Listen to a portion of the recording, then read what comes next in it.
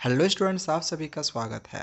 तो बच्चों, 15 मार्च को होने वाले सोशल साइंस के एग्जामिनेशंस में जिस टॉपिक से क्वेश्चंस आपके बोर्ड एग्जामिनेशंस में रह सकते हैं, तो उन सभी टॉपिक्स को अभी मैं आप लोग को टिक करवा दे रहा हूँ। इन टॉपिक्स को अच्छे से समझ लो, क्योंकि क्वेश्चंस आपका इन्हीं टॉपिक से रहेगा, इससे आउट आपका बिल्कुल भी नहीं जाएगा। ठीक है, जितने भी चैप्टर है ना हिस्ट्री के, सभी चैप्टर से भी मैं आप लोग को इंपॉर्टेंट टॉपिक्स टिक करवा दे रहा हूँ। और हाँ, आगे जो भी हमारे और भी सब्जेक्ट बच जाएंगे, जैसे जियोग्राफी, इकोनॉमिक्स और सिविक्स, तो उसके भी इंपॉर्टेंट टॉपिक्स को आप लोग को टिक करवा दूंगा। तब तक चैनल को सब्सक्राइब करके रखना। और अगर ये वाली नोट्स डाउनलोड करनी होगी तो डिस्क्रिप्शन पे मेरे ऐप का लिंक दिया हुआ है, उसको इंस्टॉल कर लेना। इसका नोट्स आपको वहाँ से मिल जाएगा, लेकिन वो पेड होगी। ठीक है, आपको वीडियो फ्री में मिल जाएगी। इसकी वीडियो देखनी होगी पूरे चैप्टर की, तो उसका भी लिंक दिया हुआ है, जिसमें हमने पूरे चैप्टर को काफ़ी अच्छे से समझाया हुआ है, आप जाके समझ सकते हो। तो देखो, यहाँ से जो इम्पोर्टेंट है वो आपका ये पिक्चर बेस्ड क्वेश्चंस में रह सकता है। ठीक है, तो इसको अच्छे से समझ लेना, पिक्चर बेस्ड क्वेश्चन में यहाँ से आपका ये वाला पिक्चर बेस्ड क्वेश्चन में रह सकता है। इसके बाद ये जो फ्रेंच रिवॉल्यूशन है, यहाँ से ये वाला बहुत ही इंपॉर्टेंट टॉपिक है, जिसमें आपके एग्जामिनेशन में रह सकता है कि फ्रेंच रिवॉल्यूशन के दौरान क्या क्या मेजर चेंजेज आए थे। तो ये सारे चेंजेज हुए थे, इसको अच्छे से रट लेना। क्वेश्चन यहाँ से आपका ज़रूर पूछा जाएगा। एक तरफ से ना ये आपके लिए चीट सीट है। ठीक है, ये सब कर लेना, एग्जामिनेशन में आएंगे। जैकोबिन क्लब से रिलेटेड क्वेश्चन रह सकता है, जैकोबिन क्लब क्या था। ठीक है, इसको रट लेना। आगे नेपोलियन से रिलेटेड क्वेश्चन आपके एग्जामिनेशन में रहेंगे, जैसे नेपोलियन फ्रांस में कब आया था, कब से कब तक वो रूल किया था। उसके आने के बाद उन्होंने जो प्रोविजंस लाए थे, तो उन प्रोविजंस में क्या क्या था। ठीक है, क्या क्या प्रोविजंस थे सिविल कोड में, जिसको हम नेपोलियनिक कोड भी कहते हैं। जैसे 1804 में जो नेपोलियन ने सिविल कोड लाया था, तो उसके क्या क्या प्रोविजंस थे। तो ये सिविल कोड कब लाया था, याद रखना, 1804 में। ठीक है, क्या क्या प्रोविजंस थे, तो ये सब आपको अच्छे से याद रख लेना है। क्वेश्चन यहाँ से बनेगा, आपका ज़रूर बनेगा। ठीक है, नेपोलियन में क्या क्या कमियां थी, तो कमियां एग्जामिनेशंस में जल्दी नहीं आता है। ठीक है, बाकी एक बार देख लेना, 3 ही है, ज़्यादा है नहीं। यहाँ से आपका उतना इम्पोर्टेंट ये टॉपिक नहीं है। हाँ, इसमें से आपका जैसे एरिस्टोक्रेसी, पीजेंट्स और मिडिल क्लास के बारे में थोड़ी सी बस जानकारी ले लेना, क्योंकि ये क्वेश्चन आएगा भी तो थोड़ा सा घुमा फिरा के पूछा जा सकता है। ठीक है ना। हाँ, यहाँ से एक आपका 1 मार्क्स में इंपॉर्टेंट क्वेश्चन बनता है कि इंडस्ट्रियलाइजेशन की शुरुआत कहाँ से हुई थी, तो इंग्लैंड में 1750 में। यहाँ से ये एक बहुत ही इम्पॉर्टेंट टॉपिक है, लिबरल नेशनलिज्म। इसमें जो क्वेश्चन रह सकता है वो अलग अलग तरीके से पूछा जा सकता है, कि मिडिल क्लास लोगों के लिए लिबरलिज्म का क्या मतलब था। पॉलिटिक्स के अनुसार लिबरलिज्म का क्या मतलब होता है, तो ये पॉलिटिक्स के अनुसार ये भी है, पॉलिटिक्स के अनुसार ये भी है। ये दोनों पॉइंट ऑफ पॉलिटिक्स के अनुसार लिख सकते हो लिबरलिज्म का मतलब। फ्रेंच रिवॉल्यूशन के बाद लिबरलिज्म का क्या मतलब था। ठीक है, तो इसका आंसर आप यहाँ से लिख सकते हो। इकोनॉमिक स्फेयर के अनुसार लिबरलिज्म का क्या मतलब होता है, तो इसके आंसर्स को आप ये लिख सकते हो। देखो, क्वेश्चन यहाँ पे जो टॉपिक है उसका हमने इंग्लिश और हिंदी दोनों लिख दिया है, ताकि बच्चों को समझ में आए, किसी भी तरह का कोई कन्फ्यूजन नहीं रहे। तो ये नोट्स आप लोग के लिए बहुत ही ज़्यादा यूज़फुल रहेगी। इससे आप सेल्फ स्टडी भी करते हो ना, तो आपको पूरा समझ में आ जाएगा। तो इसीलिए अगर आपको चाहिए ये वाली नोट्स डाउनलोड करनी होगी, तो मेरा जो भी ऐप है उसको इंस्टॉल कर लेना, डिस्क्रिप्शन पे लिंक मिला दिया हुआ है। ठीक है, उसको इंस्टॉल कर लेना। वहाँ पे आप लोग को हिस्ट्री का एक कोर्स मिलेगा, उसको परचेज़ कर लेना, आपको ये नोट्स मिल जाएंगे, उसमें सारे चैप्टर के नोट्स मिल जाएंगे। लिबरलिज्म का क्या ड्रॉबैक था, ये आपके एग्जामिनेशन में नहीं आएंगे। जैसे एक ये आपका 1 मार्क्स में से रह सकता है कि नेपोलियन ने फ्रांस में 39 स्टेट्स का एक कॉन्फेडरेशन बनाया था, इसको थोड़ा सा ध्यान रखना। ठीक है, सभी ये जो स्टेट्स थे उसमें अलग अलग करेंसीज, अलग अलग वेट्स और मेजर्स भी चलते थे, तो ये सब थोड़ा सा ध्यान रख लेना। हाँ, ये फॉर्मेशन ऑफ जॉल्वरिन, ये भी एक इम्पॉर्टेंट टॉपिक है, इसके क्या रिजल्ट आए, ये कब आया 1834 में, ये सब याद रखना। कंजर्वेटिज्म, ये एक बहुत ही इंपॉर्टेंट टॉपिक है फिर हिस्ट्री से। ठीक है, 1815 में आपको पता है कि नेपोलियन का जो राज था वो चला गया था, क्योंकि कंजर्वेटिव लोगों ने आके नेपोलियन पर हमला कर दिया था। जैसे 4 यूरोपियन पावर्स आए थे, ब्रिटेन, रसिया, प्रूशिया, ऑस्ट्रिया, इन सब ने मिल के नेपोलियन पे हमला कर दिया था। इससे जो नेपोलियन था वो हार गया था, और ब्रिटेन, रसिया, प्रूशिया और ऑस्ट्रिया जीत गया था। ठीक है, तो ये सब आप लोग को याद रखना है कि 1815 के बाद क्या क्या हुआ था, ये भी इम्पॉर्टेंट है। इसके बाद यहाँ से एक इम्पॉर्टेंट लाइन है, इसको याद रखना है कि ट्रीटी ऑफ वियना ये जो ट्रीटी क्या एक जगह का नाम, सॉरी वियना क्या एक जगह का नाम है, और ट्रीटी क्या है एक तरह से संधि बोलते हैं ना, ठीक है। तो ट्रीटी ऑफ वियना में जो भी कांग्रेस हुई थी, यानी जो सम्मेलन हुआ था, इसके जो होस्ट थे वो ऑस्ट्रियन चांसलर ड्यूक मैटरनिक थे। ये भी आपका 1 मार्क्स में रह सकता है, याद रखना। कंजर्वेटिव्स लोग कौन थे? पुराने ख्यालों वाले लोग थे, ठीक है। इसके बारे में हमने यहाँ पे लिख दिया है। यहाँ पे कुछ पॉइंट्स दिए हुए हैं, जो आपका जो भी सैम्पल पेपर सीबीएसई निकाला था ना, उसमें इस पॉइंट से रिलेटेड क्वेश्चन दिए हुए थे कि नेपोलियन ने जो भी चेंजेस लाए थे फ्रेंच रिवॉल्यूशन के दौरान, तो उसके बाद जब कंजर्वेटिव्स लोग आए तो फिर उन्होंने कौन सा ऐसा नेपोलियन के द्वारा लाए गए रूल्स को चेंज नहीं किया था। तो ये सब सारी चीज़ों को आगे यहाँ पे दिया गया है कि ट्रीटी ऑफ वियना के बाद क्या क्या चेंजेस आए थे 1815 के बाद। तो ये सब सारा आपका बहुत ही इंपॉर्टेंट है, ठीक है, इसको याद रखना। आगे फिर यहाँ पे कुछ इंपॉर्टेंट बातें हैं जो कि कंजर्वेटिव्स के ऊपर है, ठीक है। ये सब जो आपको बातें दिखाई दे रही है ये कंजर्वेटिव्स लोगों के लिए है। नेक्स्ट आगे देखते हैं, रिवॉल्यूशनरीज लोगों के बारे में यहाँ पे दिया गया है, जो कि ये भी बहुत ही ज़्यादा इंपॉर्टेंट है। गिउसेपी मैज़मी के बारे में पढ़ना है हमें। और रिवॉल्यूशनरीज लोगों की मेन एम क्या थी? तो ये तीनों मेन एम था। गिउसेपी मैज़मी कौन थे? तो इसके बारे में पूरा हमने बहुत ही अच्छे से यहाँ पे लिखा हुआ है, एकदम रट लेना, ये बहुत ही ज़्यादा इंपॉर्टेंट है। नेक्स्ट आगे यहाँ पे द एज ऑफ रिवॉल्यूशन 1830 से 1848 के बीच में हमें पढ़ना था, जिसमें हम एक तो यहाँ पे जुलाई रिवॉल्यूशन देखेंगे, दूसरा ग्रीक रिवॉल्यूशन पढ़ेंगे। तो यहाँ से ये जुलाई रिवॉल्यूशन 1830 में क्या हुआ था ये याद रखना था।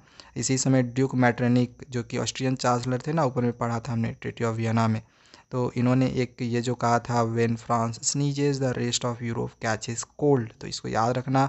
ये किसने कहा था? ड्यूक मैटरनिक ने। ये क्वेश्चन आता है, ठीक है। तो ये था तुम्हारा जुलाई रिवॉल्यूशन। आगे यहाँ पे है ग्रीक रिवॉल्यूशन 1830 में, तो इसमें क्या क्या हुआ ये सारी चीज़ हमने यहाँ पे लिखी हुई है, इसको रट लेना, क्वेश्चन आपका यहाँ से बनेगा। रोमांटिक इमेजिनेशन उतनी इंपॉर्टेंट टॉपिक नहीं है, ठीक है। ये इसमें से क्वेश्चन आपके एग्जामिनेशन में आने के चांसेस बहुत कम है, ठीक है। इसमें यहाँ से आने के चांसेस बहुत कम है, यहाँ से क्वेश्चन जनरली नहीं पूछा जाता है। इसके बाद हंगर, हार्डशिप और पॉपुलर रिवॉल्ट से भी जल्दी क्वेश्चन एग्जामिनेशन में नहीं आते हैं, ठीक है ना। ये सब जल्दी क्वेश्चन एग्जामिनेशन में आते ही नहीं है। The revolution of the liberals, यहाँ पे जो ये टॉपिक है, यहाँ से ये सब क्वेश्चन भी आने के चांसेस बहुत कम रहते हैं, ये सब जल्दी क्वेश्चन नहीं आते हैं, ठीक है। डायरेक्ट आपका यहाँ से फिर क्वेश्चन पूछा जाता है, the making of Germany and Italy, यहाँ से आपका जर्मनी का यूनिफिकेशन के बारे में पूछा जाता है। तो ये इम्पॉर्टेंट है, बहुत ही इम्पॉर्टेंट है। इसके बाद इससे भी ज़्यादा इम्पॉर्टेंट है इटली का यूनिफिकेशन। इटली के यूनिफिकेशन को अच्छे से समझ लो, यहाँ से जो भी पॉइंट हमने लिखा हुआ इसको याद कर लो, ये आपके बहुत काम देगा, किस तरह से इटली का यूनिफिकेशन हुआ। बहुत इंपॉर्टेंट है इटली का यूनिफिकेशन, आप 99% चांस रखो कि एग्जामिनेशन में आएंगे ही आएंगे, ठीक है। तो इसको अच्छे से रट लो यहाँ से। आगे यहाँ पर फिर है ब्रिटेन का यूनिफिकेशन। तो जैसे हमने यहाँ पे 3 तरह के यूनिफिकेशन आप लोग करवाएं, एक है जर्मनी का, फिर है ब्रिटेन का, और एक इटली का। तो इटली का 99% चांस है कि आएगा। इसके बाद ब्रिटेन और जो जर्मनी थी उसके चांसेस कम कम है, ठीक है, लेकिन इंपॉर्टेंट है बट कम चांस है। इटली का ज़रूर कर लेना, इटली का बिल्कुल मत छोड़ना। चलो ये सब सारा हो गया। विजुअलाइजिंग द नेशन में आपका ये जैसे फ्रांस एलुगेरी मारियान होगा, या फीमेल एलोगेरी जर्मनी का जर्मेनिया होगा, ये सब याद रखना, ठीक है। एलोगेरी क्या होता है, पर्सनिफिकेशन क्या होता है, एक बार याद रख लेना। हालांकि उतनी इंपॉर्टेंट नहीं है, जल्दी ऐसा क्वेश्चन नहीं आता है कि पर्सनिफिकेशन क्या होता है, एलोगेरी क्या होता है, ऐसा क्वेश्चन नहीं आता है, ठीक है। 1 मार्क्स में ये पूछा जा सकता है कि फ्रांस फीमेल के एलोगेरी का नाम क्या था, तो इस वजह से बस ये दोनों अच्छे से याद रख लो। एट्रीब्यूट्स याद कर लेना, बहुत छोटा सा है, जैसे लिबर्टी का एट्रीब्यूट है रेड कैप, ब्रोकन चेन, ये सब याद रख लेना। आगे ये जो टॉपिक है ना, नेशनलिज्म एंड इम्पीरियलिज्म, बच्चे क्या करते हैं इस टॉपिक को छोड़ देते हैं, बट ये टॉपिक आप लोग के लिए बहुत ही इंपॉर्टेंट है। इस टॉपिक को अच्छे से समझ लेना कि बालकल क्षेत्र में क्या क्या हुआ था, ठीक है, तनाव की स्थिति थी, कैसे थी, ये सब सारा पॉइंट यहाँ पे पढ़ लेना, अच्छे से समझ लेना। टॉपिक यहाँ पे मैं आप लोग पूरा दिखा दे रहा हूँ। चलो, तो यहाँ पे आपका जो चैप्टर 1 है वो कंप्लीट हो गया है। आगे मैं आप लोगों को चलो चैप्टर 2 के जो इंपॉर्टेंट टॉपिक्स है वो दिखाता हूँ। तो बच्चों अब चैप्टर 2 आ गया है, नेशनलिज्म इन इंडिया। बहुत ही इंपॉर्टेंट टॉपिक है क्लास 10th का, इससे बहुत सारे क्वेश्चन आपके एग्जामिनेशन में आते हैं। तो इसमें से जो दो इम्पॉर्टेंट टॉपिक है, चलो यहाँ पे मैं आप लोग को बता देता हूँ। देखो चैप्टर जब आप पढ़ोगे ना, तो ये टॉपिक्स अगर लेकर आप पढ़ते हो तो पूरा चैप्टर आपका जो भी कॉन्सेप्ट है वो आपका क्लियर हो जाएगा। मैं आप लोगों को बस यहाँ पे इंपॉर्टेंट टॉपिक्स बता रहा हूँ। अगर आपको पूरा चैप्टर इस नोट से पढ़ना होगा तो डिस्क्रिप्शन पे लिंक दिया हुआ है, हमने पूरे चैप्टर को समझाया, आप समझ सकते हो। इनफैक्ट आप सेल्फ स्टडी करके भी समझ सकते हो इन नोट से, बहुत ही ईजी वे में लिखा हुआ है। देखना होगा या फिर बाय करना होगा तो ऐप को इंस्टॉल कर लेना, ठीक है, जैसे कि मैं बार बार आपको बता रहा हूँ। अब फर्स्ट वर्ल्ड वॉर का क्या इम्पैक्ट पड़ा था, एक बहुत ही इंपॉर्टेंट टॉपिक है, ठीक है। यहाँ से क्वेश्चन बनता ही बनता है, 99% चांस है कि आपका यहाँ से क्वेश्चन बनेगा, तो इसको याद रख लेना, ठीक है। ये जो भी इम्पैक्ट पड़े थे, इंग्लिश में भी लिखा हुआ, हिंदी में भी लिखा हुआ है, तो हिंदी मीडियम दोनों को हेल्प मिल जाएगा। साथ ही साथ अगर किसी को इंग्लिश पता नहीं चलता उसका हिंदी क्या होगा, तो यहाँ से आप पढ़ के समझ लोगे। नेक्स्ट आगे जो टॉपिक है वो आइडिया ऑफ सत्याग्रह, एक ये भी बहुत ही इंपॉर्टेंट टॉपिक है। सत्याग्रह का मतलब को क्या होता है, एकदम रट लो, क्वेश्चन आपका 99% चांस है कि आना ही आना है, ठीक है। इसके बाद यहाँ पे कुछ मूवमेंट्स ऑर्गेनाइज्ड किए गए थे महात्मा गांधी के द्वारा, तो ये मूवमेंट याद रखना, ईयर याद रखना कि कब कब कौन कौन से मूवमेंट ऑर्गेनाइज्ड किया गया था। क्वेश्चन ये भी आपके लिए बहुत ज़्यादा इंपॉर्टेंट है। नेक्स्ट आगे आते हैं जो कि है रॉल्ट एक्ट। रॉल्ट एक्ट के यहाँ पे जो भी चीज़ें हैं इसके बारे में थोड़ा सा पढ़ लेना कि रॉल्ट एक्ट क्या में क्या क्या हुआ था, कब कब लगा था, ठीक है। तो ये भी आपके लिए बहुत इंपॉर्टेंट टॉपिक है। देखो ये जो चैप्टर है ना, इसमें बहुत सारे टॉपिक्स हैं जो आपके लिए इंपॉर्टेंट है। जैसे जालियांवाला बाग मैसेकर, आप समझ सकते हो कि ये टॉपिक्स आपके लिए कितनी ज़्यादा इंपॉर्टेंट है, ठीक है। क्वेश्चन यहाँ से बनता ही है। होता है क्या है ना, किसी सेट में यहाँ से क्वेश्चन दे दे, किसी सेट में दूसरी जगह से दे दे, तो ये सब आपको याद रखना है, ये कंपलसरी है। बाकी यहाँ पे क्वेश्चन भी आपका दिया जा गया है कि गांधी जी ने रॉल्ट एक्ट सत्याग्रह मूवमेंट जो चला रहे थे उसको कॉल्ड ऑफ क्यों कर दिया, ठीक है, उसको रोक क्यों दिया, तो रीज़न आप पढ़ोगे आपको समझ में आ जाएगा। आगे आते हैं खिलाफत मूवमेंट। तो ये खिलाफत मूवमेंट में समझेंगे कैसे हिंदू और मुस्लिम एक हुए थे, ठीक है। तो ये भी इम्पॉर्टेंट है, बट उतने इम्पॉर्टेंट नहीं है जितना कि अभी हमने ऊपर के टॉपिक्स को देखा है। तो एक बार पढ़ना है तो पढ़ सकते हो एज ए नॉलेज, बट याद रखने की इसमें ज़रूरत नहीं है। याद ऊपर मैंने जो 99% जो आप लोगों को बोल रहा ना कि आएगा, उसको एकदम कर लेना, ठीक है ना, उसको बिल्कुल ही मत छोड़ना। अब जैसे यहाँ पे ये भी आप लोग के लिए देखा जाए 99% आने के चांसेस हैं कि नॉन कॉपरेशन मूवमेंट के क्या क्या प्रोविजंस थे, इसको ज़रूर याद रखना। चलो ये हो गया। एक भी यहाँ से एक क्वेश्चन इंपॉर्टेंट आपका बनता है कि जो इंडियन नेशनल कांग्रेस थी वो नॉन कॉपरेशन मूवमेंट को क्यों सपोर्ट नहीं कर रही थी, तो रीज़न यहाँ पे दिया हुआ है। चलो आगे यहाँ पे हम लोग देखेंगे different strands with in the movement. अब देखो यहाँ पे आगे के जो टॉपिक्स हैं ना, तो ये थोड़े से आप लोग के लिए थोड़े से पढ़ने में थोड़े से बोरिंग टाइप में लगेंगे, लेंदी टाइप में लगेंगे, और क्वेश्चन यहाँ से ज़्यादा नहीं बनता है, 1 से 2 क्वेश्चन बनता है, बनता है, ठीक है। लेकिन इसमें ये जो क्वेश्चंस रहते हैं ना, ये ऑप्शनल में भी रहते हैं, तो एक क्वेश्चन को अगर आप नहीं कर पा रहे हो तो दूसरे क्वेश्चन को कर सकते हो, ठीक है। तो फिलहाल मैं अब यहाँ पे आप लोगों को दिखा दे रहा हूँ। देखो बस ये एज ए नॉलेज पढ़ लेना, ठीक है। आने के चांसेस इसमें से कम रहता है कि एग्जामिनेशंस में आएगा, लेकिन किसी किसी सेट्स में देता भी है, तो बस इसको एज ए नॉलेज पढ़ लेना, ठीक है। ये सब पढ़ लेना, ये भी आपका उसी से रिलेटेड है, ठीक है। ये सब आपका फिर इम्पोर्टेंट है कि पीजेंट्स के क्या डिमांड्स थे, ये सब आपका इम्पोर्टेंट है, बट उतने इम्पोर्टेंट नहीं है। मैं जैसे हमने कहा ना, यहाँ से जो क्वेश्चन है वो पूछा जाता है और करके। फिर यहाँ से ये वाला जो टॉपिक है ये भी आप लोग के लिए इम्पॉर्टेंट है, ट्रिबल मूवमेंट जो गुदे मिल्स आंध्र प्रदेश में हुआ था, इम्पॉर्टेंट है, इसको एक बार याद कर लेना। स्वराज इन प्लांटेशंस, देखो ये भी एक इम्पॉर्टेंट टॉपिक है आपका, ये यहाँ से क्वेश्चन बनते हैं। और ये चौरी चौरा इंसिडेंट है, ये भी एक बहुत ही ज़्यादा इम्पॉर्टेंट टॉपिक है। इसमें भी आप 99% आप समझ लो कि ये क्वेश्चन आपके एग्जाम, मतलब ये टॉपिक से क्वेश्चन आपके एग्जामिनेशन में रहेंगे ही रहेंगे। बाकी आगे आते हैं जो कि civil towards civil disobedience movement, मतलब सिविल डिसओबीडियंस मूवमेंट की ओर। तो यहाँ से आपका जो टॉपिक्स इम्पॉर्टेंट है वो है द ग्रेट इकोनॉमिक डिप्रेशन। ये खैर हम आगे के भी चैप्टर में इस टॉपिक को पढ़ेंगे, ये ब्रीफ में आगे के चैप्टर में दिया हुआ है, तो फिलहाल इसको आप देख लेना कि इसमें क्या क्या हुआ था। साइमन कमीशन इंडिया में कब आया था, बहुत ही इंपॉर्टेंट टॉपिक है, इसमें से भी आप 99% चांस लो क्वेश्चन आएगा। जैसे देखो होता क्या है ना कि 3 3 सेट रहे हैं, 3 सेट में कोई क्वेश्चन किसी दूसरे टॉपिक से दे दिया, कोई से सेट में किसी दूसरे टॉपिक से दे दिया, तो क्वेश्चन इस तरह से बनते हैं। तो इस वजह से आपको बहुत सारे इंपॉर्टेंट टॉपिक्स देखने को मिल रहे होंगे, ठीक है। लेकिन जो 99% वाला कर रहा हूँ ना, उसको बिल्कुल मत छोड़ना, उसको एकदम करके ही जाना।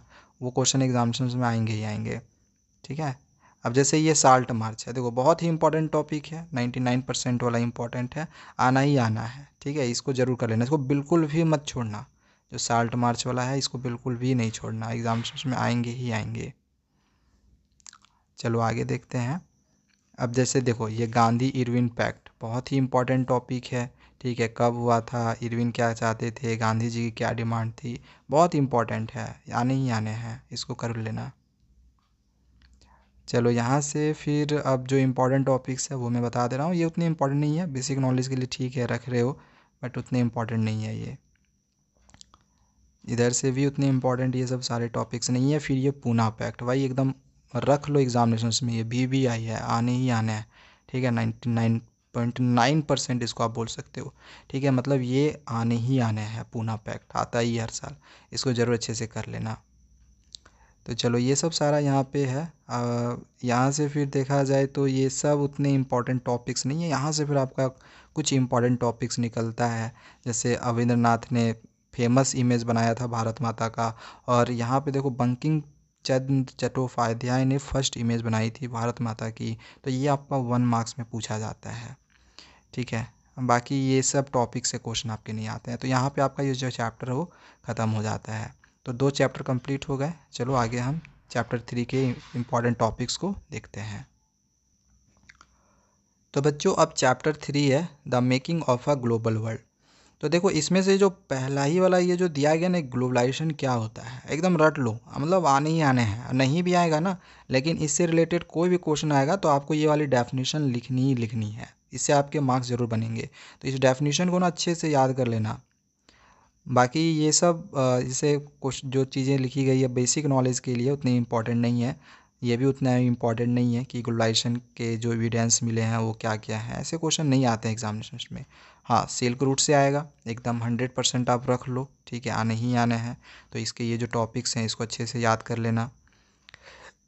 नेक्स्ट आगे आते हैं food travels spaghetti and potato. तो ये टॉपिक ठीक है, बेसिक नॉलेज के लिए इम्पोर्टेंट है, बाकी एग्जामिनेशन पॉइंट ऑफ व्यू से इम्पोर्टेंट नहीं है। जैसे यहाँ से आपका ये 1 मार्क्स के लिए ये इम्पोर्टेंट है कि क्रिस्टोफर कोलंबस ने गलती से अमेरिका का खोज किया था। तो ये क्वेश्चन पूछता है कि अमेरिका का खोज किसने किया, क्रिस्टोफर कोलंबस ने। चलो नेक्स्ट आगे आते हैं कॉन्क्वेस्ट डिजीज एंड ट्रेड। ये एक इम्पॉर्टेंट टॉपिक है, इस टॉपिक को अच्छे से पढ़ लेना, हाई चांसेस है कि क्वेश्चन आपके एग्जामिनेशन में यहाँ से पूछा जाएगा, ठीक है। जैसे ये सब जो पॉइंट यहाँ पे दिया गया है ना, ये बहुत इंपॉर्टेंट पॉइंट दिया हुआ है। चलो यहाँ से ये सब उतने इम्पॉर्टेंट नहीं है। फिर ये वाला फिर इम्पॉर्टेंट है, क्वेश्चन आपका यहाँ से पूछा जाएगा कि ठीक है कि इकोनॉमिस्ट लोगों ने 3 तरह के मूवमेंट के बारे 3 तरह के फ़्लो के बारे में पता लगाया था, या मूवमेंट के बारे में पता लगाया था 19वीं सेंचुरी के दौरान, क्योंकि इस समय जो वर्ल्ड थी वो बहुत तेज़ी से बदल रही थी। तो क्या कारण थे, तो ये 3 कारण का पता लगाया था, तो ये तीनों याद रखना, ठीक है। ये कॉर्न लॉज वाला भी क्वेश्चन आता है, कॉर्न लॉज क्या होता है, 99% इम्पॉर्टेंट है ये, इसको ज़रूर कर लेना। कॉर्न लॉज क्यों लगाया गया, क्या था, ठीक है, क्यों एबोलिश किया गया, इसका क्या इम्पैक्ट पड़े, बहुत इंपॉर्टेंट टॉपिक है ये, क्वेश्चन आता ही है। चलो आगे यहाँ पे ये सब उतने फिर हाँ ये फिर इम्पॉर्टेंट है कि टेक्नोलॉजी का क्या रोल रहा था 19वीं सेंचुरी में। हम यहाँ पे 19वीं सेंचुरी के कॉन्टेक्स्ट में पढ़ रहे हैं, तो ये याद रख लेना, ठीक है। यहाँ पे एक मिड ट्रेड का एग्जांपल दिया हुआ था, तो इसी वजह से हमने हिंदी में लिख दिया ताकि आपको अच्छे से समझ में आए। और बाकी यहाँ से ये वाला उतना इम्पॉर्टेंट नहीं है, ठीक है, इसे क्वेश्चन नहीं आते हैं। हेनरी मॉर्टन स्टैनली, थोड़ा सा इसको याद रख लेना कौन थे, ठीक है, इसके बारे में एग्जामिनेशन में आ सकता है। फिर ये वाला एक बहुत ही इंपॉर्टेंट टॉपिक है, एकदम वीवीआई है, ठीक है, समझ लो कि ये 100% आपका चांस है कि आएगा ही आएगा। रिंडर पेस्ट या फिर कैटल प्लेग से जो क्वेश्चन है वो आएंगे ही आएंगे, कैसे आया था ये रिंडर पेस्ट बीमारी, ठीक है, ये सब आ सकता है आपके एग्जामिनेशन में। चलो ये सब रिंडर पेस्ट से ही रिलेटेड था। अब इंडेंचर्ड लेबर से जो क्वेश्चंस है बहुत लेस चांस रहता है कि क्वेश्चन एग्जामिनेशन में आएंगे, लेकिन ऐसा रह सकता है कि इंडेंचर्ड लेबर कौन थे, तो एक बार इसको याद रख लेना, इंपॉर्टेंट है बट उतना भी ज़्यादा नहीं है। इंडेंचर्ड लेबर वाला जो टॉपिक है उतना ज़्यादा इंपॉर्टेंट नहीं है आपके लिए, ठीक है। इंटरप्रेन्योर्स अब्रॉड, ये सब उतने इंपॉर्टेंट टॉपिक्स नहीं है। यहाँ पे 2 इंटरप्रेन्योर्स का हमें नाम भी याद रखने थे, शिकारीपुरी सरोफ्स और नाटू कोटाई चेटायर्स, ठीक है। तो ये सब बस आप एज ए नॉलेज याद रख सकते हो, चांसेस लेस रहते हैं कि इससे क्वेश्चन आएगा। चलो ये सब भी बहुत कम चांस रहते हैं, ये सब आपका क्वेश्चन पूछा जा सकता है बट चांस बहुत कम है। हालांकि सैम्पल पेपर में दिया हुआ है, तो एक बार इसको एज ए नॉलेज रीड कर लेना। इसके बाद आगे यहाँ पे देखो, ये फर्स्ट वर्ल्ड वॉर के बारे में पूरा यहाँ पे दिया हुआ है, किसके किसके बीच में लड़ा गया, ठीक है। और ये पहली वॉर थी जिसको कि मॉडर्न इंडस्ट्रियल वॉर थी, मशीन गन्स, टैंक्स, एयरक्राफ्ट, ये सब सारे यूज हुए थे, इसका क्या इम्पैक्ट पड़ा पूरे वर्ल्ड में, ये सब सारा यहाँ पे दिया हुआ है। चलो आगे यहाँ पे देखते हैं कि युद्ध होने के बाद किस तरह से रिकवरी होता है। तो ये भी एक इम्पॉर्टेंट टॉपिक है, 99% चांस है कि यहाँ से क्वेश्चन आपका बनता है, ठीक है। एग्रीकल्चर इकोनॉमिक से क्या इसका प्रभाव पड़ा, ये भी इम्पॉर्टेंट है, ठीक है, इसको याद रख लेना। चलो आगे ये यहाँ से हेनरी फोर्ड का क्या कंट्रीब्यूशन रहा था मास प्रोडक्शन में, ये आपका सोच लो कि 80 to 90% इम्पॉर्टेंट है, चांस है आने का बट बहुत कम भी है, ठीक है। तो बस एज ए नॉलेज इसको याद रख लेना। यहाँ से 1 मार्क्स में इम्पॉर्टेंट है कि टी मॉडल फोर्ड पहली मास प्रोड्यूस्ड कार थी दुनिया की। चलो ये सब फिर उतनी इम्पॉर्टेंट नहीं है, ये सब उतना इम्पॉर्टेंट नहीं है, ठीक है, ये सब उतनी इम्पॉर्टेंट नहीं है।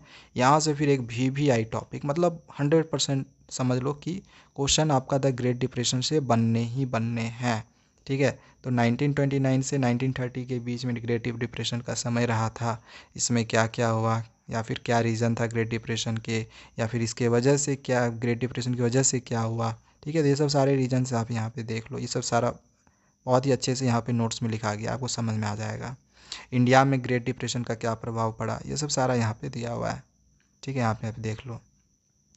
यहाँ पे फिर आगे हम लोग का सेकेंड वर्ल्ड वॉर के बारे में दिया हुआ है। सेकेंड वर्ल्ड वॉर भी आपके एग्जामिनेशन पॉइंट ऑफ व्यू से काफ़ी ज़्यादा इंपॉर्टेंट है, इसका क्या इम्पैक्ट पड़ा रट लो, ठीक है। इसका भी आपका 99% चांस है कि आएगा, क्या इम्पैक्ट पड़ा था पूरे वर्ल्ड में। आफ्टर वर्ल्ड वॉर 2 के बाद क्या क्या हुआ था, ये सब अच्छे से समझ लो, किस तरह से फिर आगे सुधार हुआ, ठीक है, ये सब सारा एग्जामिनेशन में आ सकता है। ब्रेटेड वुड्स इंस्टीट्यूशन एक इम्पॉर्टेंट टॉपिक है, 100% चांस है कि यहाँ से क्वेश्चन बनेंगे ही बनेंगे, ठीक है। तो इसको अच्छे से रट लेना। चैप्टर समझ में नहीं आएगा ना तो डिस्क्रिप्शन पे लिंक दिया हुआ है, इसको अच्छे से समझ लेना, पूरा चैप्टर हमने समझाया हुआ है। नोट से समझ में नहीं आए तो वीडियो बनी हुई है, ठीक है। चलो यहाँ से फिर ये वाला जो अभी आपने देखा ये भी इम्पॉर्टेंट है, तो ये तो उसी टॉपिक से रिलेटेड है ना, ब्रेटन वुड्स इंस्टीट्यूशन से ही रिलेटेड है। बाकी ये डिकोलोनाइजेशन एंड इंडिपेंडेंस ये उतनी इम्पोर्टेंट नहीं है। IMF का पहले क्या रोल था, बाद में क्या रोल रहा, ये सब ये as a basic knowledge important है, एग्जामिनेशन पॉइंट ऑफ व्यू से नहीं। फिर यहाँ से आपका इम्पॉर्टेंट है, ठीक है, ये वाला NUO के अनुसार क्या हुआ था, ठीक है, ये वाला इम्पॉर्टेंट है, इसको रख लेना याद। और डेवलपिंग कंट्रीज़ ने एक ग्रुप बनाया था जिसका नाम G77 था, ठीक है, इसको याद रखना। कौन बनाया था, डेवलपिंग कंट्रीज़ ने। ये फिर उतना इम्पोर्टेंट टॉपिक नहीं है, यहाँ से क्वेश्चन आने के चांसेस बहुत कम है। MNC पूछा जा सकता है कौन थे, ठीक है, एशियन कंट्रीज़ क्यों आए थे, तो ये सब क्वेश्चन आपके एग्जामिनेशन पॉइंट ऑफ व्यू से इम्पॉर्टेंट है, ये दो सिर्फ। चलो ये चैप्टर नंबर 3 ख़त्म। चलो आगे देखते हैं चैप्टर 4 के इम्पॉर्टेंट टॉपिक्स को। तो अब चैप्टर 4 है द एज ऑफ इंडस्ट्रियलाइजेशन, तो इसके जो भी इम्पोर्टेंट टॉपिक्स है इसको देखते हैं। तो ये तो आपको या खैर याद करना ही करना है कि इंडस्ट्रियलाइजेशन होता क्या है, एक इंडस्ट्रियलाइजेशन क्या होता है, फिर प्रोटो इंडस्ट्रियलाइजेशन क्या होता है, ये सब आपको याद रखने हैं। और यहाँ पे ये जो पिक्चर बेस्ड क्वेश्चन है उसमें से ये क्वेश्चन आपके एग्जामिनेशन में आना रहा तो आ सकता है, ठीक है, तो इसको थोड़ा सा देख लेना आप लोग। बाकी ओरिएंट क्या होता है ये सब बेसिक नॉलेज के लिए है, ठीक है। यहाँ पे ये वाली भी जो पिक्चर दी हुई है तो पिक्चर बेस्ड क्वेश्चन में आना रहा तो ये भी आ सकता है, अगर पिक्चर बेस्ड क्वेश्चन में रहा तो आएगा वरना नहीं आएगा। और पिक्चर बेस्ड क्वेश्चन देखा जा रहा है इधर CBSE सैम्पल पेपर में तो देती है बट एग्जामिनेशन में नहीं दे रही है, तो चांस कम है कि पिक्चर बेस्ड क्वेश्चन आपके एग्जामिनेशन में आएंगे। जैसे अभी हमने बात किया प्रोटो इंडस्ट्रियलाइजेशन क्या होता है, इसको याद रख लेना, ठीक है, यहाँ पे दिया हुआ है। चलो नेक्स्ट आए कि इसके टॉपिक को देखते हैं। ये वाला उतना इम्पोर्टेंट टॉपिक नहीं है, ठीक है, ये सब भी उतने इम्पोर्टेंट नहीं है। ये सब जो इम्पोर्टेंट टॉपिक है आगे मैं यहाँ पे आपको बता रहा हूँ, ठीक है, ये सब उतने इम्पोर्टेंट टॉपिक नहीं है। हाँ, यहाँ से आपका फिर क्वेश्चन बन सकता है, ठीक है, the pace of industrial change से how rapid was the process of industrialisation, ये जो इंडस्ट्रियलाइजेशन की प्रक्रिया थी इतनी तेज़ थी, क्यों इतनी तेज़ प्रक्रिया हुई, तो ये आपका यहाँ से क्वेश्चन बन सकता है। तो यहाँ पे 4 रीज़न दिए हुए हैं। और जो टेक्नोलॉजिकल चेंजेस थे ये स्लो क्यों हुए, तो इसके पीछे का रीज़न यहाँ पे देख लो, ये दोनों याद कर लेना, क्वेश्चन आपके एग्जामिनेशन में बन सकता है। आगे है hand labour and steam power, एक बहुत ही इंपॉर्टेंट टॉपिक है। 100% गारंटीड है कि question hand labour and steam power से आएगा ही आएगा। ठीक है, इसको अच्छे से समझ लेना, यहाँ पे जो टॉपिक्स दिए हुए हैं इन टॉपिक्स को अच्छे से समझ लेना। बाकी यहाँ से ये लाइफ की वर्कर्स की कैसी लाइफ रही है ये उतनी इम्पोर्टेंट नहीं है। ठीक है, ये उतनी इम्पोर्टेंट नहीं है। हाँ, फिर ये स्पिनिंग जेनिंग मशीन से रिलेटेड क्वेश्चन आ सकता है आपके एग्जामिनेशंस में, इसको याद रखना। The age of Indian textile, तो क्वेश्चन यहाँ से आपके आने के चांसेस हाई चांसेस हैं। ठीक है, अब ये मैं आपको पूरा 100% 99% नहीं कर सकता, बट आ सकते हैं। ठीक है, इंपॉर्टेंट पर उतनी भी ज़्यादा नहीं है। चलो ये सब उतनी इम्पोर्टेंट फिर नहीं है। ये वाला जो चैप्टर है ना, इससे क्वेश्चन आपके कम रहेंगे। जैसे ये एकदम गारंटेड 100% गारंटेड वो मास्ताज कौन थे, आना ही आना है, इसको एकदम रट लेना। ठीक है, चलो आगे देखते हैं। आगे यहाँ पे मैनचेस्टर कम्स टू इंडिया, यहाँ से फिर क्वेश्चन पूछ जाता है। ठीक है, इसको अच्छे से एकदम रट लेना। मैनचेस्टर कम्स टू इंडिया, यहाँ से क्वेश्चन बनते ही बनते हैं। ठीक है ना। आगे आते हैं फैक्ट्रीज कम अप इंडिया, यहाँ से आपका ना 1 मार्क्स में क्वेश्चन बनेगा, ये गारंटेड है, 100% गारंटेड है, 1 मार्क्स में क्वेश्चन बनेगा। जैसे कब कब कौन कौन से फैक्ट्री सेटअप हुए थे वो सब सारा यहाँ पे दिया हुआ है। जैसे पहली कॉटन मिल सेटअप हुई थी बॉम्बे में 1854 में, याद रखना। ठीक है, फर्स्ट जूट मिल सेटअप हुई थी बंगाल में 1855 में। तो ये ईयर बेस्ड क्वेश्चन आपका एग्जामिनेशन में आना रहा तो यहाँ से आएगा। फिर एल्गिन मिल वाला है, ठीक है, आने रहेगा तो आ सकता है। यहाँ जैसे कुछ क्वेश्चन बनते हैं कि से इंडस्ट्रीज़ की सेटअप कौन किया, पूंजी कहाँ से आया, इन मिल्स में काम कौन करते थे, तो ये सब सारे के बारे में यहाँ पे फिर दिया गया है। जैसे अर्ली इंटरप्रेनर्स के बारे में फिर यहाँ पे दिया गया है कौन वो लोग थे, क्वेश्चन यहाँ से बनता है। ठीक है, 99% चांस है कि क्वेश्चन यहाँ से आएगा ही आएगा। ठीक है, इसको अच्छे से रट लेना। आपके जो भी CBSE ने सैम्पल पेपर निकाले हुए हैं ना, तो वहाँ पर ये क्वेश्चन दिया हुआ है जिसमें आप लोग का 2 इंटरप्रेनर्स के नाम लिखने थे, जिसमें आपका यहाँ पे देख लो नाम है द्वारकानाथ टैगोर, डिंसो पैटिट, जमशेदजी नुसरजी टाटा, सेठ हुकुमचंद। ठीक है, ये सब सारे बिजनेसमैन थे, इंटरप्रेनर्स यानी। ठीक है, चलो यहाँ पे ये सब फिर टॉपिक्स उतने इम्पोर्टेंट नहीं है। फिर जॉबर्स वाला कौन थे, इनका क्या रोल था, बहुत ही इंपॉर्टेंट टॉपिक है, एकदम VVI है, 99% चांस है कि आएगा, इसको रट लेना। चलो आगे देखते हैं पिक्युलरिटीज़ ऑफ इंडस्ट्रियल ग्रोथ। ठीक है, तो इसमें से क्वेश्चन आने के चांसेस कम है। ठीक है, स्वदेशी मूवमेंट, इसको आप याद रख सकते हो।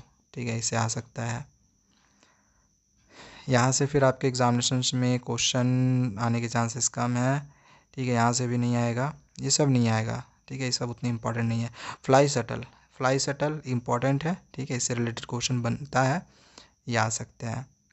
फिर यहाँ से आपका क्वेश्चन बनेगा, देखो ये जो टॉपिक है ना, इस टॉपिक से क्वेश्चन बनते हैं। ये टॉपिक था स्मॉल स्केल इंडस्ट्रीज़ प्रीडोमिनेंट। ठीक है, ये क्यों प्रीडोमिनेंट था स्मॉल स्केल इंडस्ट्रीज़, तो ये वाला टॉप पूरा आपका यहाँ से यहाँ तक जो आंसर्स लिखा हुआ है बहुत ही इंपॉर्टेंट है। ये सारे जो टॉपिक्स है बहुत इंपॉर्टेंट आएगा, 99% चांस है कि आएगा ही आएगा। चलो अब यहाँ पे ये जो टॉपिक है ये आप 100% गारंटेड ले लो, आगे आने ही वाले हैं। ठीक है, कि जो भी गुड्स वगैरह था वो मार्केट में बेचने के लिए क्या क्या किए जाते थे। ठीक है, जैसे एडवर्टाइजमेंट के लिए क्या क्या होता था, उसमें लेबल्स वगैरह लगाए जाते थे, इमेजेस वगैरह इलस्ट्रेशन वगैरह लगाए जाते थे, प्रिंटिंग कैलेंडर में प्रिंटिंग वगैरह होती थी, नेशनलिस्ट मैसेज के थ्रू अपने प्रोडक्ट्स में डाल के सेलिंग करते थे। तो ये सब आने वाला है। ठीक है, गारंटेड आएगा। तो ये आपका जो चैप्टर 4 है ये भी कंप्लीट हो गया। चलो एक लास्ट चैप्टर 5 है, उसके इंपॉर्टेंट टॉपिक्स को देखते हैं। तो अब चैप्टर 5 दिया गया है print culture and the modern world. तो देखो यहाँ से जो जो इम्पोर्टेंट टॉपिक्स है इसको देख लेते हैं। जैसे ये जो पहला ही जो ये टॉपिक है ना, द फर्स्ट प्रिंटेड बुक्स, तो ये आप लोग के लिए बहुत ही ज़्यादा इम्पॉर्टेंट है। प्रिंट टेक्नोलॉजी की जो शुरुआत हुई थी वो एशिया से, चाइना, जापान, ये सब से हुआ था। स्टार्टिंग में वुड ब्लॉक प्रिंटिंग सिस्टम शुरू हुआ था। ठीक है, ये सब सारा हम पढ़ चुके हैं ऑलरेडी। इसकी लिमिटेशन क्या थी वुड ब्लॉक प्रिंटिंग की। ठीक है, अकॉर्डियन बुक क्या था, ये सब इम्पॉर्टेंट है, क्वेश्चन आपका यहाँ से बनता ही बनता है। कैलीग्राफी, ठीक है, ये भी इम्पॉर्टेंट है, ये क्या था।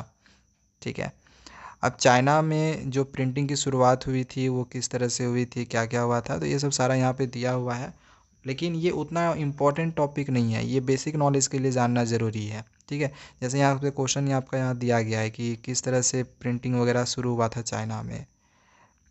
अच्छा, यहाँ पे एक चीज़ और दिया गया है कि शंघाई जो है वो एक हब बन गया था न्यू प्रिंट कल्चर का। अब यहाँ पे दिया गया कि जापान में प्रिंटिंग की शुरुआत कैसे हुई थी, इम्पॉर्टेंट टॉपिक है। ठीक है, इसको याद रखना। जैसे ये वाला एक इम्पॉर्टेंट आपका क्वेश्चन बनता है, एक डायमंड सूत्रा पहली जापानीज बुक थी जो कि प्रिंट हुई थी 1868 में। ये बहुत ही इंपॉर्टेंट है, 100% आप ये लिख के ले लो कि क्वेश्चन आएगा ही आएगा। चलो नेक्स्ट आगे आते हैं, यूरोप में अब प्रिंटिंग किस तरह से आता है।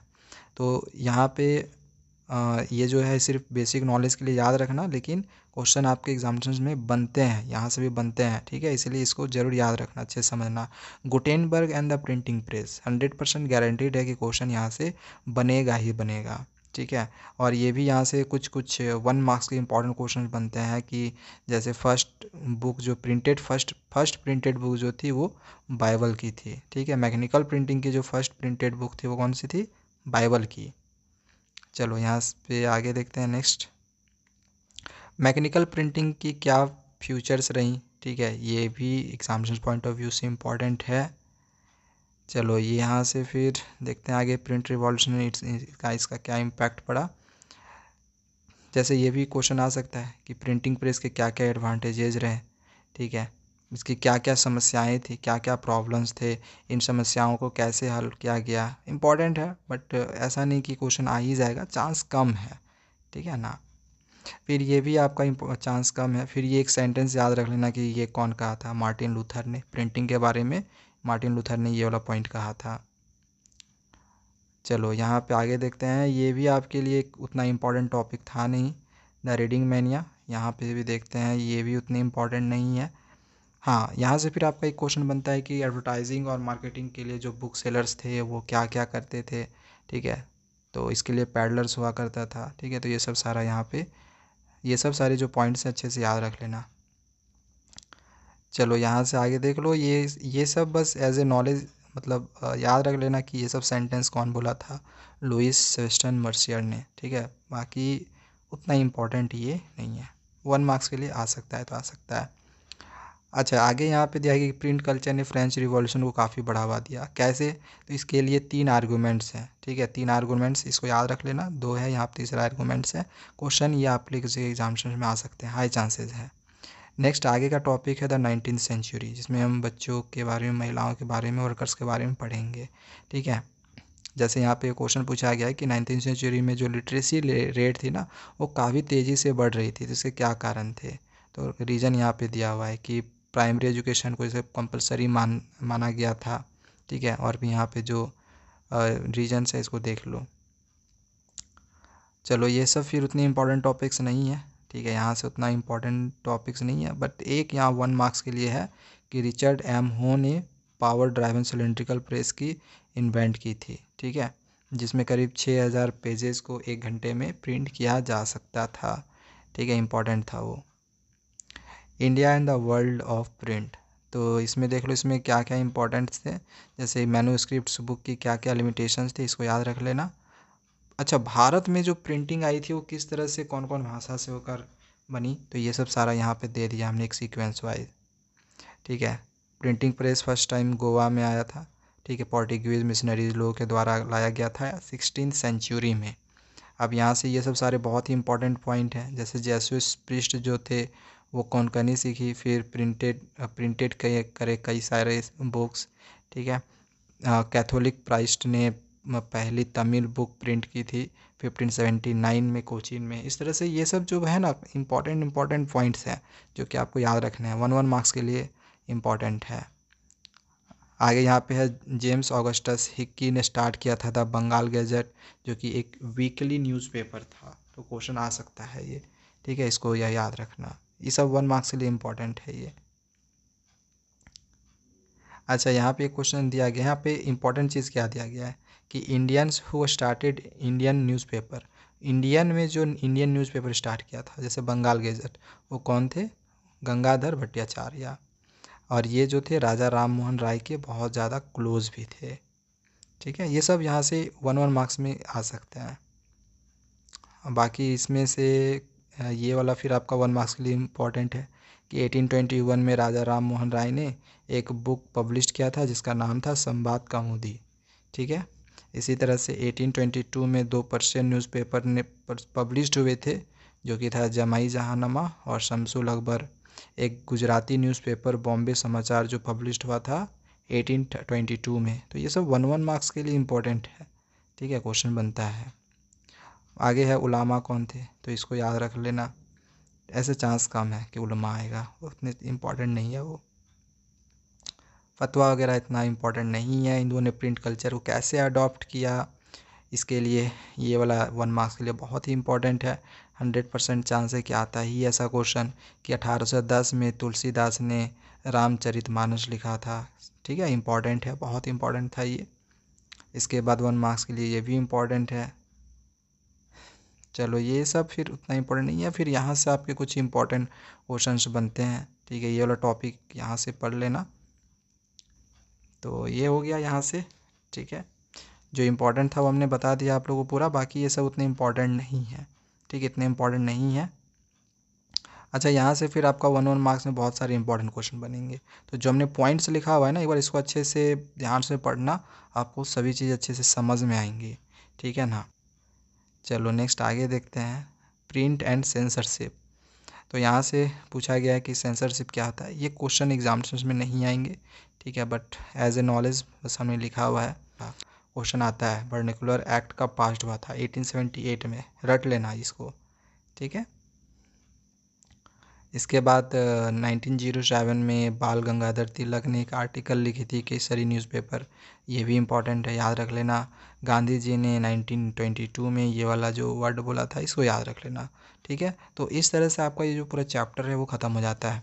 हिस्ट्री के सारे चैप्टर के जो इम्पॉर्टेंट टॉपिक्स थे वो हमने भी आप लोग को टिक करवा दिए हैं। क्वेश्चन आपका यहीं से पूछा जाएगा, पूरा चैप्टर भी हमने आप लोग को दिखा दिया है।